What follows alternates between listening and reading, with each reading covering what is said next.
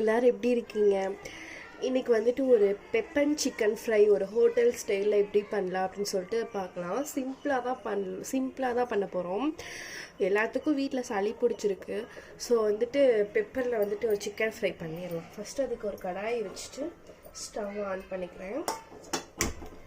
கடாய் சூடாகட்டும். நல்லா சூடாயிடுச்சு. நான் ஒரு கொஞ்சம் ஆயில் வந்து அதிகமாக சேர்த்துக்கலாம். ஒரு 3 டேபிள் ஸ்பூன் ஆயில் வந்து நான் சேர்த்துருக்கேன்.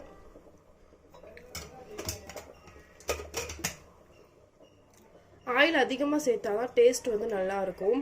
அதனால தான் கொஞ்சம் ஆயில் அதிகமாக சேர்த்துருக்கேன். 1 ஸ்பூன் சீரகம், காஞ்ச மிளகாய்,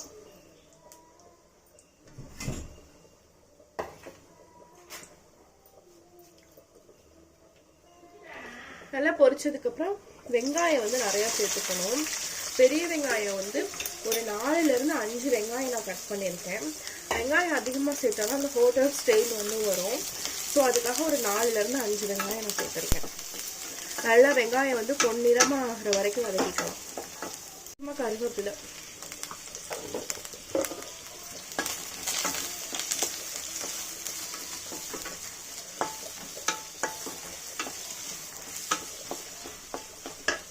உப்பு கொஞ்சம் சேர்த்துக்கலாம். வெங்காயம் வந்து சீக்கிரமாக வதங்கிடும். அதுக்காக தான் சூப்பராக இருக்கும், நல்லா ஹோட்டல் ஸ்டைலில். சளி பிடிச்சிருக்கனால ஸோ இன்னைக்கு இதை பண்ணிடலாம் அப்படின்னு சொல்லிட்டு இது பண்ணிகிட்ருக்கோம். வெங்காயம் பார்த்தீங்கன்னா நல்லா வதங்கிடுச்சு. நல்லா இதை பாருங்க.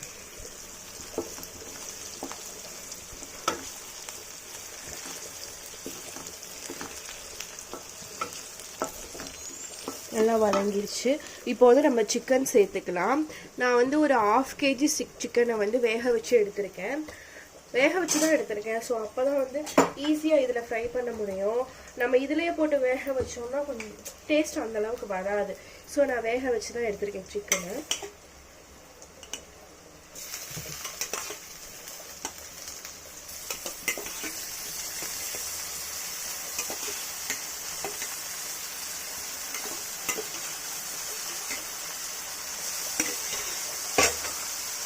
சிக்கன் வந்து நம்ம தனியாக வேக வைக்கிறதுனால தனியாக வேக வச்சு உப்பு மஞ்சள் போட்டு வேக வச்சு எடுத்து வச்சுக்கலாம். இப்போ சிக்கன் குழம்பு வீட்டில் வைக்கிறாங்கல்ல, ஸோ அதில் வெந்ததுக்கு அப்புறம் கூட நம்ம எடுத்து சேர்த்துக்கலாம். எப்படி வேணாலும் சேர்த்துக்கலாம். சிக்கனை வெந்திருந்தா போதும். நம்ம இந்த வெங்காயத்தோட நல்லா மிக்ஸ் பண்ணி நல்லா வதக்கிக்கலாம். டேஸ்ட் சூப்பராக இருக்கும். ஒரு 5 minutes நல்லா வதக்கிக்கலாம். அதே உப்பு கம்மியாக இருந்துச்சு. ஸோ கொஞ்சம் உப்பு சேர்த்துக்கலாம்.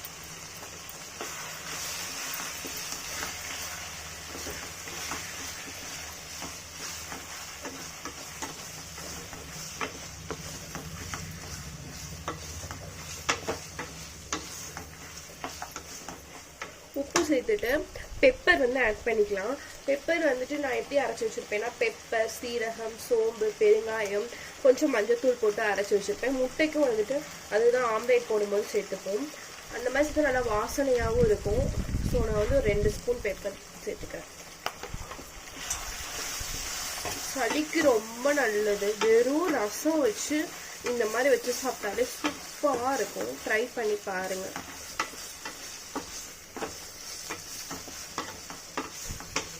பெப்பரோட ஸ்மெல்லு ரொம்ப சூப்பராக வருது. 10 minutes இந்த மாதிரி நம்ம வதக்கி விட்டாலே ரெடி ஆயிடும். ஏன்னா சிக்கன் ஆல்ரெடி நம்ம வேக வச்சிட்டோம். அதனால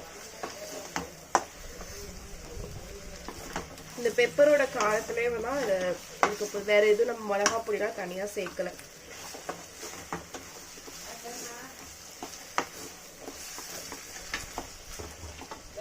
அங்கே ரெடி ஆயிடுச்சு. இப்போ நம்ம ஃபைனலாக கொத்தமல்லி தூவிட்டு இறக்கிடலாம்.